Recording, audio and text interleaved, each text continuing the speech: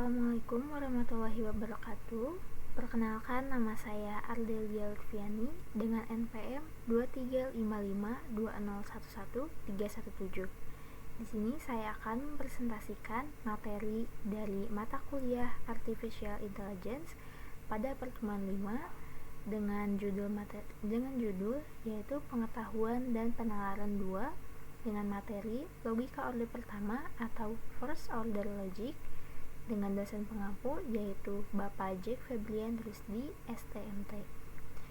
Baik, langsung saja kita ke pembahasan yang pertama, yaitu ada agenda dan tujuan pembelajaran. Agenda hari ini yaitu yang pertama ada pengenalan logika order pertama atau biasa disingkat FOL. Kedua ada sintaks dan semantik FOL, yaitu model, simbol, quantifier, dan equality. Kemudian yang ketiga ada penggunaan FOL, yaitu assertion dan query. Kemudian yang keempat ada studi kasus, kinship domain, dan number set list. Kemudian yang kelima ada rekayasa pengetahuan dalam FOL. Yang keenam ada perbandingan FOL versus logika proposisi. Yang ketujuh ada inferensi di FOL, yaitu unifikasi, lifting, chaining, dan resolusi. Kemudian ada tujuan pembelajaran. Yang pertama itu mahasiswa mampu menjelaskan mengenai pengetahuan dan penalaran. Kemudian mahasiswa mampu menjelaskan logika order pertama. Kemudian selanjutnya langsung ke pembahasan yang pertama, yaitu keterbatasan logika proposisi. Logika proposisi hanya bisa melihat dunia sebagai fakta-fakta yang bernilai benar atau salah. Contoh, di sini ada P1 sama dengan Ari adalah dosen. Kemudian P2 sama dengan Jack adalah dosen. Keterbatasan yaitu pertama, tidak bisa membedakan objek yaitu Ari dan Jack atau properti atau relasi yaitu dosen. Kemudian tidak bisa membuat pernyataan umum. Kita tidak bisa berkata semua dosen adalah pengajar tanpa mendaftarkan semua dosen satu persatu. Maka solusinya yaitu kita butuh bahasa yang lebih ekspresif, yaitu logika order pertama.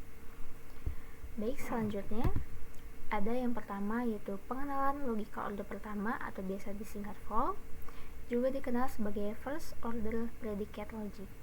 FOL adalah bahasa representasi yang kaya di mana dunia terdiri dari pertama ada objek, yaitu hal-hal dengan identitas individual, misal seperti orang, rumah, angka, atau universitas.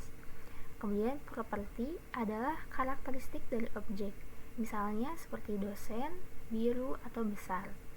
Kemudian ada relasi yaitu hubungan antar objek, yaitu misal seperti mengajar, saudara, lebih besar dari, seperti itu. Kemudian ada fungsi yaitu relasi khusus di mana satu objek berhubungan dengan tepat satu objek lain, misalnya seperti ayah dari atau rektor dari, seperti itu. Selanjutnya ada yang kedua, sintaks dan semantik FOL bagian 1. Sintaks adalah aturan untuk membangun kalimat yang valid. Kemudian model dan interpretasi adalah sebuah model berisi objek-objek dan relasi di antara mereka. Simbol dasar di sini ada simbol konstanta, yaitu mempresentasikan objek spesifik, misal seperti Ari, Bandung, atau IF030. Kemudian kedua ada simbol predikat, yaitu mempresentasikan relasi, misal seperti dosen, mengajar, atau lokasi di mana gitu. Kemudian ketiga ada simbol fungsi, yaitu mempresentasikan fungsi, misal seperti ayah dari siapa. Kemudian ada istilah atau term, yaitu ekspresi yang merujuk pada sebuah objek, misal Ari atau ayah dari Arfan, itu seperti itu. Selanjutnya ada sintaks dan semantik FOL bagian yang kedua. Di sini ada kalimat atomik atau dalam bahasa Inggrisnya atomic sentence, itu dibentuk dari bisa dibentuk dari dua bentuk gitu ya. Ada predikat dalam kurung istilah atau istilah sama dengan istilah. Contoh di sini seperti dosen dalam kurung Ari, kemudian mengajar dalam kurung Ari, IF030. Di situ dibacanya karena yang pertama contoh ini itu merupakan dibentuk dari predikat dalam kurung istilah, maka dibacanya Ali adalah dosen. Kemudian yang mengajar dalam kurung Ali IF030 itu dibaca menjadi Ali mengajar IF030 seperti itu. Kemudian di sini ada dibentuk dari istilah sama dengan istilah. Contohnya di sini ada ayah dari dalam kurung Arfan sama dengan Jack. Itu dibacanya menjadi ayah dari Arfan adalah Jack. Seperti itu. Kemudian yang kedua ada kalimat kompleks atau bahasa Inggrisnya complex sentence, yaitu dibentuk dengan menggabungkan kalimat atomik menggunakan operator logika. Di sini operator logikanya dicontohkan yaitu dan, atau, tidak, dan juga implikasi. Contoh seperti dosen Ali dan mengajar dalam kurung Ali IF030, maka dibacanya seperti Ali adalah dosen dan Ali mengajar IF030, seperti itu. Kemudian selanjutnya ada sintak dan semantik vol bagian 3, yaitu quantifier. Kekuatan utama vol adalah quantifier atau kuantor. Kuantor universal atau simbolnya seperti huruf A terbalik itu dibacanya untuk semua. Kemudian sini membuat pernyataan umum tentang objek. Contoh di sini ada untuk semua universal X, dosen X yaitu kompeten dalam kurung X. Maka ini dibacanya yaitu untuk semua X, jika X adalah seorang dosen, maka X kompeten. Seperti itu. Jadi huruf simbol A terbalik di sini dibacanya yaitu untuk semua.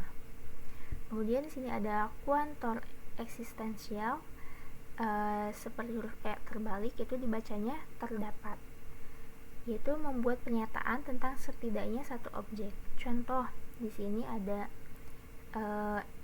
eksistensial Y, maka dalam kurung Y, dan mengambil dalam kurung Y IF030, maka dibacanya yaitu terdapat Y, di mana Y adalah mahasiswa dan Y mengambil IF30.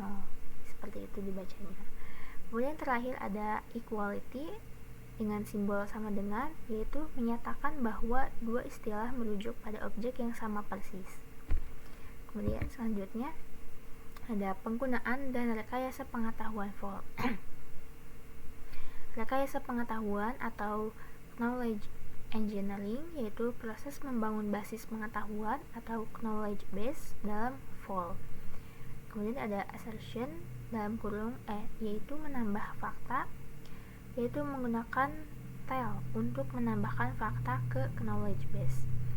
Contoh di sini ada tell dalam kurung KB atau knowledge base, dosen dalam kurung Ali. Maka di sini dibacanya yaitu ditambahkan ke basis pengetahuan bahwa Ali adalah dosen. Kemudian di sini ada tell dalam kurung KB, kemudian universal X, dosen X, maka memiliki gelar X.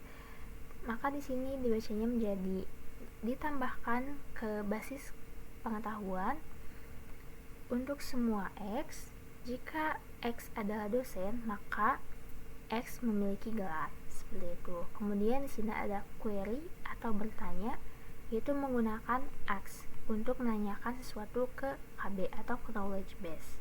Di sini contohnya ada ask KB kemudian dosen dan kurung Ali, yaitu jawab ya. Maka di sini dibacanya yaitu tanyakan pada basis pengetahuan apakah Ali adalah dosen. Jawabannya ya.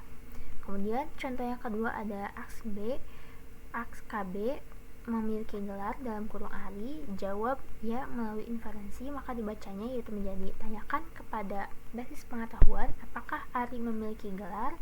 Jawabannya ya melalui inferensi. Seperti itu dibacanya. Kemudian di sini ada contoh domain aplikasi yaitu kinship domain, yaitu mendefinisikan relasi keluarga seperti ayah, ibu, kakek ataupun saudara. Kemudian di sini ada numbers, sets, list, yaitu mendefinisikan properti angka, keanggotaan himpunan dan lain-lain. Kemudian selanjutnya ada inferensi di logika order pertama. Pertama ada tantangan. Bagaimana cara menerapkan aturan umum seperti universal X, dosen X, maka titik-titik pada fakta spesifik seperti dosen dalam kurung Ari. Kemudian kedua ada logika proposisi versus inferensi fault. Inferensi fault jauh lebih kompleks karena kita harus berurusan dengan variabel dan quantifier.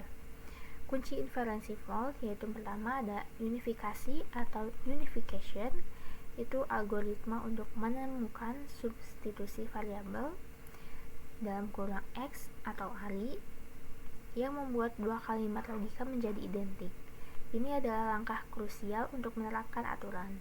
Kemudian ada lifting, yaitu proses mengangkat aturan inferensi sederhana seperti modus ponens atau dari logika proposisi agar bisa bekerja di for menggunakan unifikasi.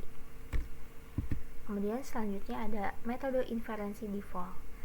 Pertama ada forward chaining atau format chaining for. Pertama ada data driven, itu dimulai dari fakta-fakta di KB atau knowledge base. Kemudian kedua ada menggunakan unifikasi untuk menemukan semua aturan yang premisnya terpenuhi. Yang ketiga ada menambahkan kesimpulan baru ke knowledge base dan mengulang prosesnya. Kemudian yang keempat yaitu baik untuk sistem yang bereaksi terhadap data baru. Kemudian selanjutnya ada backward chaining. Yang pertama ada goal driven, itu dimulai dari query atau tujuan. Yang kedua mencari aturan yang kesimpulannya itu bisa diunifikasi dengan query. Yang ketiga itu mengganti query dengan premis-premis aturan tersebut sebagai sub tujuan baru. Kemudian yang keempat yaitu dasar dari logic programming, dalam kurung itu misalnya prolog. Kemudian terakhir ada resolusi atau resolution. Pertama itu satu aturan inferensi tunggal yang sound dan complete. Kedua ada bekerja dengan membuktikan melalui kontradiksi atau mirip di logika proposisi tapi dengan unifikasi.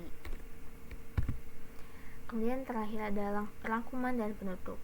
Ringkasan dari materinya yaitu for adalah bahasa yang jauh lebih ekspresif daripada logika proposisi. For juga menggunakan objek, relasi, dan quantifier dengan simbol universal dan juga ekstensial. Kemudian yang ketiga itu ada inferensi default seperti forward atau backward chaining dan resolusi, itu bergantung pada unifikasi. Kemudian pertemuan berikutnya itu akan membahas mengenai pengetahuan dan penalaran bagian ketiga, yaitu representasi pengetahuan, rekayasa ontologi, jaringan semantik, dan fusiologi. Kemudian yang terakhir di sini ada inference engine, yaitu saya mengambil dari Quran surat Al-Mujadilah yaitu ayat 11 dengan terjemahan yaitu hai orang-orang beriman, apabila dikatakan kepadamu berlapang-lapanglah dalam majelis, maka lapangkanlah, niscaya Allah akan memberikan kelapangan untukmu. Dan apabila dikatakan berdirilah kamu, maka berdirilah, niscaya Allah akan meninggikan orang-orang yang beriman di antaramu dan orang-orang yang diberi ilmu pengetahuan beberapa derajat. Dan Allah Maha mengetahui apa yang kamu kerjakan. Kemudian ada esensi dari pesan ayat tersebut adalah ilmu pengetahuan dan kemampuan bernalar seperti dalam logika order pertama adalah karunia yang harus digunakan untuk memahami kebenaran dan membangun kehidupan yang lebih baik. Kemudian hubungan ayat tersebut dengan materi adalah Paul mengajarkan kita berpikir logis, sistematis, dan rasional sejalan dengan ajaran agama Islam yang mendorong umatnya untuk mencari ilmu, memahami kebenaran dengan akal, serta menggunakan nalar untuk kemaslahatan. Mungkin cukup sekian presentasi dari saya. Mohon maaf bila ada kata-kata yang kurang mengenakan atau ada perkataan yang kurang. Terima kasih. Wassalamualaikum warahmatullahi wabarakatuh.